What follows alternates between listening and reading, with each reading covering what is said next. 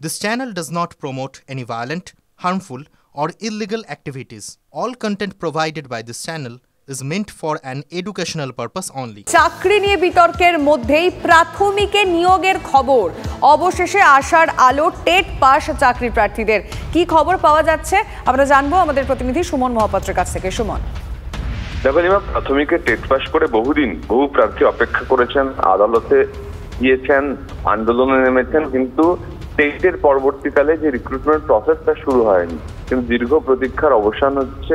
যেটা জানা যাচ্ছে আজ থেকেই কিন্তু 13,421 শূন্য পদে প্রাথমিকে আবেদন গ্রহণ প্রক্রিয়া শুরু হবে। আমরা কালকে এই খবর ব্রেক করেছিলাম, তারপর শিক্ষামন্ত্রীও টুইট করেছেন এবং আজকে প্রাথমিক শিক্ষা পর্ষদ বিজ্ঞপ্তি দেবে এবং 13,421 শূন্য পদে আবেদন প্রক্রিয়া শুরু হবে। নিয়োগ প্রক্রিয়া এবছরের মধ্যেই শেষ করতে চায় শিক্ষা দপ্তর। ধন্যবাদ।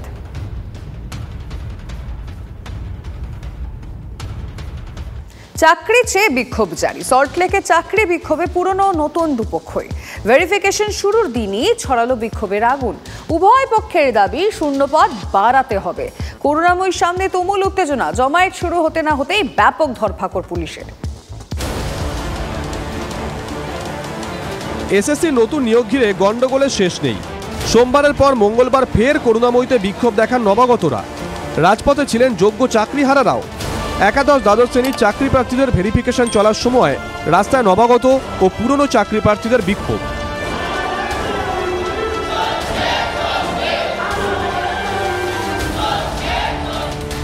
নবাগত চাকরি প্রার্থীদের অভিযোগ, কাট অফের চাপে পিছিয়ে পড়ছেন।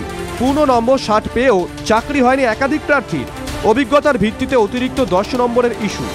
স্যার এবং যারা পুরনো 2016 এসএসসির যারা চাকরি প্রার্থী, তাদের মধ্যে একটা দ্বন্দ্ব তৈরি করে দেওয়ার চেষ্টা। এক্স্যাক্টলি এমনভাবে দেখানো হচ্ছে যে আমরা বোধহয় ফ্রেশার ভাই বোনদের শত্রু, কিন্তু তারা তো হয় আমাদের স্টুডেন্ট বা আমাদের ভাই বোন। তো তাদেরকে আমাদেরকে দাঁড় করিয়ে দেওয়া হচ্ছে তাদের সামনে যে তাদের বোধহয় যোগ্য প্রাপ্তিটা বোধহয় আমরা বোধহয় খেয়ে নিচ্ছি। শূন্যপদ বাড়ানোর দাবি তুলেছেন নবাগত চাকরি প্রার্থীরা। একই দাবি যোগ্য চাকরিহারাদেরও। চাই যে ভ্যাকেন্সি বৃদ্ধি, আর ভ্যাকেন্সি বৃদ্ধির জন্যই এই আন্দোলন। অনেকগুলো এজেন্ডার মধ্যে এটাও একটা এজেন্ডা।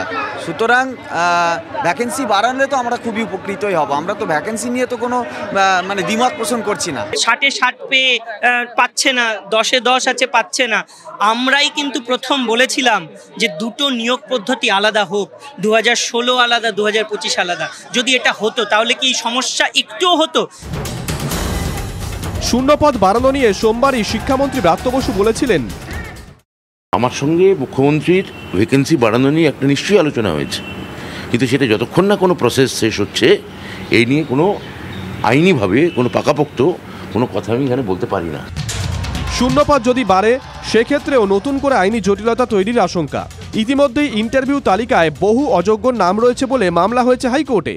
মামলা হবেই আমরা আগেই আশঙ্কা করেছিলাম, কারণ এবারও যে পরীক্ষা হয়েছে সেই পরীক্ষা ত্রুটিমুক্ত হয়েছে এরকম বলা যাচ্ছে না। তার কারণ দাগি শিক্ষকদের নাম পাওয়া যাচ্ছে, অনেক জায়গা থেকে অভিযোগ এসেছে, যেখানে আদালতের রায় স্পষ্ট বলছে দাগিদের পরীক্ষায় বসানো যাবে না। একের পর এক মামলা হলে ফের বিষ ভাও জলে পড়বে নিয়োগ প্রক্রিয়া। নির্বাচনের আগেই আটকে যেতে পারে শূন্য পদ পূরণ ও যোগ্য শিক্ষকদের নিয়োগ। অভিজিৎ, সুদেব, দীপঙ্করের সঙ্গে সোমা, সুজয়, কৌস্তবের রিপোর্ট, TV9 বাংলা।